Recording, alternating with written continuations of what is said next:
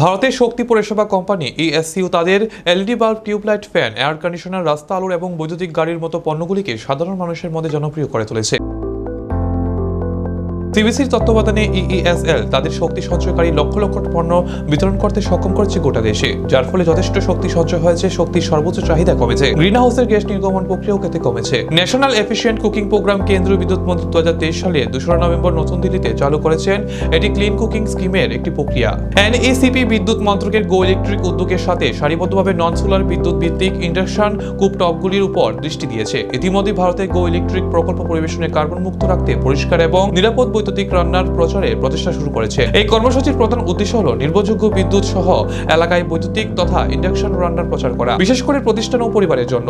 এই প্রকল্পের অনেক সুবিধা রয়েছে, যার মধ্যে রয়েছে 80 থেকে 85% শক্তি সাশ্রয়, এলপিজি এবং কেরোসিনের ব্যবহার কমানো ইত্যাদি। এই কর্মসূচির লক্ষ্যে রান্না করে বিপ্লব ঘটানো।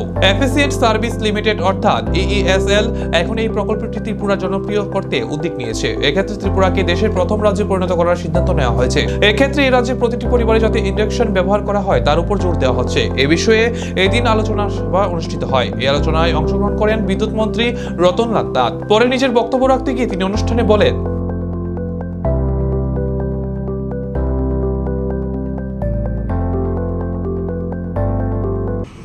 বলেছেন Harish Das GM TSCCL, Nitin Bhat DGM ESL এবং অন্যান্য অফিসিয়ালস, বিদ্যুৎ দপ্তরের বিভিন্ন স্তরে কর্মকর্তাগণ, সমাজ শিক্ষা দপ্তরের অফিসিয়ালস এবং কর্মকর্তাগণ, শিক্ষা দপ্তর সহ বিভিন্ন দপ্তরের